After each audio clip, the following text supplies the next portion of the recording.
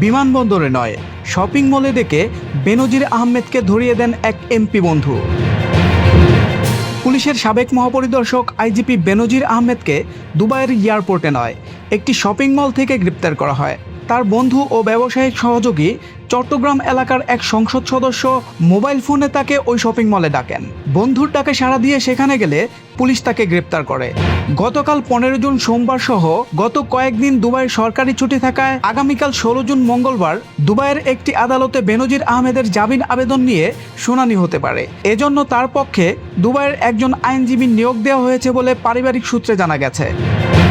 বেনজির আহমেদের স্ত্রীর বরাত দিয়ে তার এক সময়ের স্টাফ অফিসার গণমাধ্যমকে জানিয়েছেন, বেনজির আহমেদ দীর্ঘদিন ধরে পরিবারের সঙ্গে দুবাইয়ে বসবাস করছেন। প্রতিদিনের মতো গত 12 জুন দুবাইয়ের বাসায় পরিবারের সঙ্গে সময় কাটান।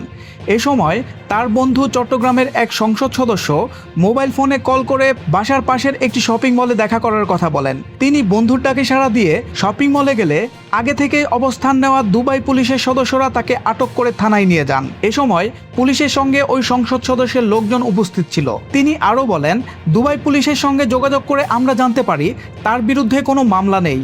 বাংলাদেশ পুলিশ কর্তৃক জারি করা ইন্টারপোলে জমা দেওয়া রেড নোটিশটি ব্যক্তিগত উদ্যোগে ওই সংসদ সদস্য দুবাই পুলিশের কাছে দিয়ে তাকে গ্রেপ্তার করান।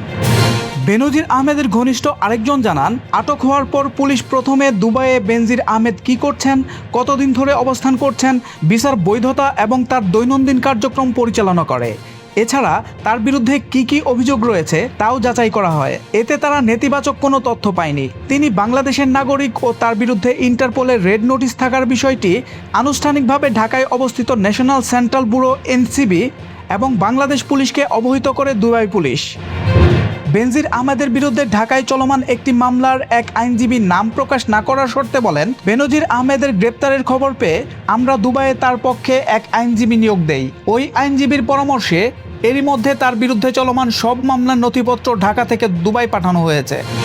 বেনজির আহমেদকে ডেকে নিয়ে গ্রেপ্তার করানোর বিষয়ে জানতে ওই সংসদ সদস্যের মোবাইল ফোনে কল দেওয়া হলে তিনি কোনো উত্তর না দিয়ে লাইন কেটে দেন।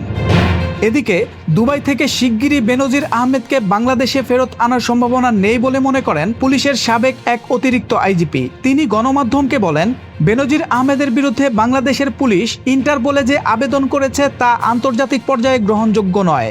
এখন যদি বাংলাদেশ সরকার তাকে ইন্টারপোলের মাধ্যমে ফেরত চায়, তাহলে তার বিরুদ্ধে দুর্নীতির মামলার প্রেক্ষাপটও দুবাইয়ের প্রসিকিউশন দপ্তর বিবেচনায় নেবে। তার বিরুদ্ধে অবৈধভাবে বিপুল পরিমাণ সম্পত্তি অর্জনের প্রমাণ পেয়েছে দুদক, কিন্তু মানি লন্ডারিংয়ের যে সুনির্দিষ্ট প্রমাণ যদি সংশ্লিষ্ট কর্তৃপক্ষ দুবাইয়ের প্রসিকিউশন দপ্তরে উপস্থাপন করতে না পারে, তাহলে অভিযোগ অনেকাংশে দুর্বল হয়ে যেতে পারে। পুলিশের সাবেক এই কর্মকর্তা আরও বলেন, কোনো ব্যক্তিকে এক দেশ থেকে অন্য দেশে প্রত্যর্পণের ক্ষেত্রে সংশ্লিষ্ট দুই দেশের আইন, পারস্পরিক চুক্তি এবং আদালতের সিদ্ধান্ত অত্যন্ত গুরুত্বপূর্ণ। ফলে মঙ্গলবার আদালতে শুনানি হলেও তাৎক্ষণিকভাবে তাকে দেশে ফিরিয়ে আনার মতো কোনো সিদ্ধান্ত হওয়ার সম্ভাবনা কম। বেনজির আহমেদকে ফেরত আনার বিষয়ে পুলিশ সদর দপ্তরের সহকারী পরিদর্শক AIG media HM. Shahadat Hossain বলেন, সাবেক আইজিপি বেনজির আহমেদের গ্রেপ্তার হওয়ার বিষয়টি আমাদের জানানো হয়েছে। এখন পুলিশ সদর দপ্তর থেকে স্বরাষ্ট্র ও পররাষ্ট্র মন্ত্রণালয়ের মাধ্যমে তাকে ফিরিয়ে আনার সর্বোচ্চ চেষ্টা অব্যাহত রয়েছে। সোহেল মাহমুদ, দৈনিক নতুন সময়, ঢাকা।